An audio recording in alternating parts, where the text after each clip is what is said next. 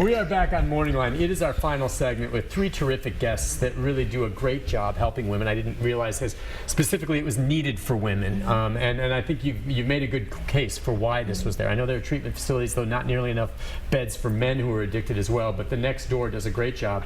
With us this morning's Patience Ruffin. I love that name. Thank you. An awesome name, Thank Patience you. Ruffin. Sydney Sneed. Patience Ruffin. It just sounds great. Thanks so much. Cindy Sneed and Michelle Clare. Your names are nice too. But, Thank you.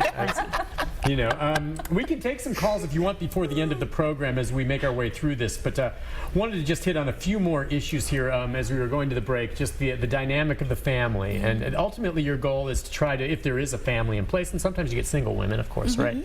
But is to get the family back together. Is that one of the primary missions, to get her back on her feet again and back with perhaps her husband and her children, right? Yes, That's definitely. the ultimate goal. Get those kids out of DCS custody if they are, where they're convinced that it's a safe living environment, correct?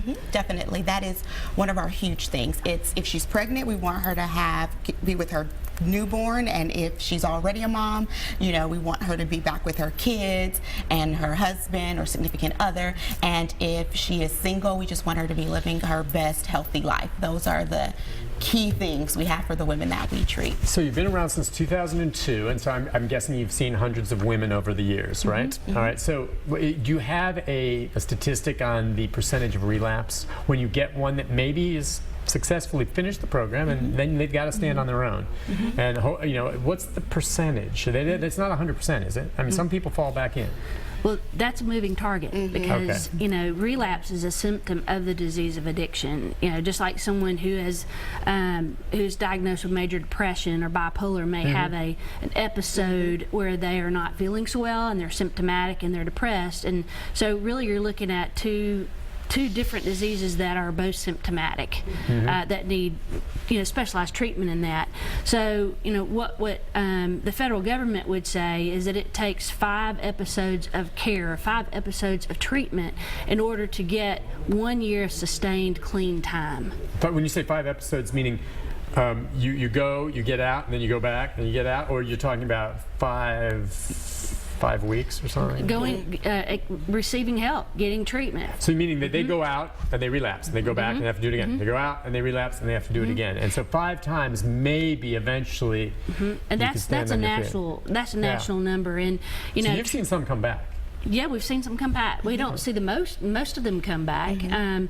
But if someone who's been in our treatment services has relapsed, that's not a shameful experience where we're concerned. That's, you're symptomatic, and we need to make some adjustments in your care. And to us in the addiction world, sometimes it's the inches, not the miles. So we celebrate that. You know, if someone was missing from their home for 2 months last time they were out there using, that they've come back in, and this time they were only gone 2 weeks. I mean, I know it sounds odd to say that's a celebration, but that's progress, because this is a lifelong brain disease that needs continuous management.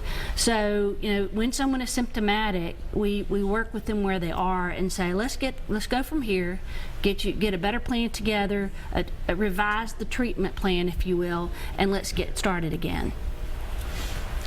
I'm just wondering, with regard to the drugs that are out there and the attitudes in society these days, do you think people fully understand the power of addiction? And I think sometimes with the mental illness issues that you talked about that people saw, I'm not sure everyone fully understands or has the patience with it. You know, you see people that continue to relapse, and I'm out in the news field doing these stories, and there are times I run into people in the field, they're like, you know, he's had every shot at helping. To heck with him now, or to her. I mean, how much are you going to bend over when you finally say, you know what, I can't bend over backward anymore, okay, to help you. You just refuse it.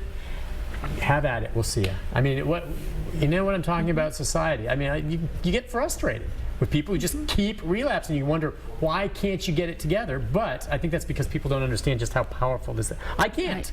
I mean, I guess I'm addicted to biting my fingernails sometimes, but short of that, and I could quit if I had to, but I don't understand it. I don't understand how something could have a hold on you to the degree that you will destroy your life.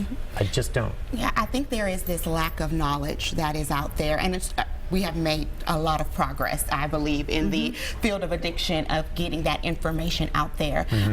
But I do believe that there is a lack of knowledge, of understanding the disease of addiction, because a lot of times there's this moral aspect that people believe, or you can just quit or just come off or just stop, and it's not that easy. We see that every day. That is not, it's not you can just stop. And so that's our, part of our process is educating family members. We have, evening groups for them and weekend groups where they can come in and really get an understanding of how addiction is a family disease, right? It doesn't just affect that one person, it affects everyone. And so we really work hard to educate them to understand that while your family members in here going through a recovery process, so are you, And so what does that look like for you? And so I think the more that we get the opportunity to educate the community about addiction, the more that the shame that goes along with addiction can be, and the stigma can be removed from it. Yeah, because that's definitely there. You're right. Now, the new facility, it's been open for 2 years now? And where is it located, and how does that? It's located right on Hospital Row on Charlotte Avenue, where it's just booming over there now. Yeah, I know. It's we're built literally right in the middle, across the street from St. Thomas Midtown and Centennial Hospital. We can see Vanderbilt from our building. We can see Meharry on the other side. I mean, we're in a great location to access any necessary medical need that they may have.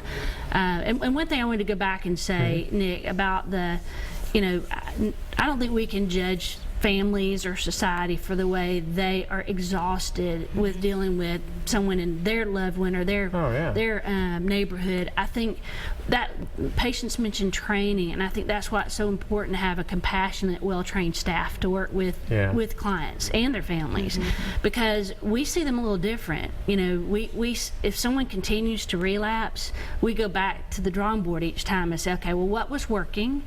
Where are they strong, and where are some areas we could help them, if they need more community support, if they need a different 12-step meeting, do they have an underlying psychiatric illness that has been continuously that's never been diagnosed? Treated? I've seen that before, where someone maybe they're bipolar to some degree, never got it diagnosed, they're self-medicating. Right. And so you've got two layers, then all of a sudden they're addicted, right? And I don't know, taking those pills kind of levels them out, makes them feel, well, whatever. I don't know what it... Well, the psychiatric medications, which we have psychiatric people on staff, so they can treat any mental illness. So they could treat the mental illness. Again, which, by the way, we need to say that too, that when you're treating the mental illness, you're not drugging them. Usually some of these psychiatric medications can be anything with lithium that's replacing a salt that's not in your brain, that's messing up the connection. It's not drugging you, correct? No. Correct. That's what people need to understand. They're not going from one drug to another. That's correct. It's making you hopefully normal. Correct. Whatever that is. It's writing your brain chemistry, because someone with mental illness is not, it's a brain disorder. It is. It's just like having diabetes or high blood pressure. It's very real. Absolutely. And medication sometimes can help write those chemicals in your brain to normalize. So if you can do that, and that's part of then what you'll do, because you have the psychologists or psychiatrists on staff where they can get to what that underlying problem is. If they treat that, then maybe the patient doesn't need to self-medicate anymore. That's right, and that's a key point in working with clients, and most of our clients have both, an addiction and a mental illness. And the reality is, we know that the first time they stop taking their medication that's prescribed for their psychiatric needs, they're one step closer to relapsing. You're so right. And so when they're out there using, the last thing they're thinking about is taking their medications for their psychiatric illness. So it really goes both hand in hand, and we call that co-occurring disorders, where both of those disorders are occurring independently, but together those clients are more at risk of relapse. Man, I'll tell you, even if you're someone who's callous enough that you're figuring, what the heck, why do I care? These people want to, be addicted. If you just want to be selfish about it, you're paying for it. Because I can tell you, I have Sheriff Darren Hall sit here with me once a month, and he will tell you that his jail is full to the gills with people on drug crimes. It's either psychological, or some kind of issue there, or they're addicted, or drug crimes, and it's opiates. And if you eliminated the opiates, the jails would be almost empty, is what it comes down to. And the treatment and all of this, and from no other cost to society, it's brutal.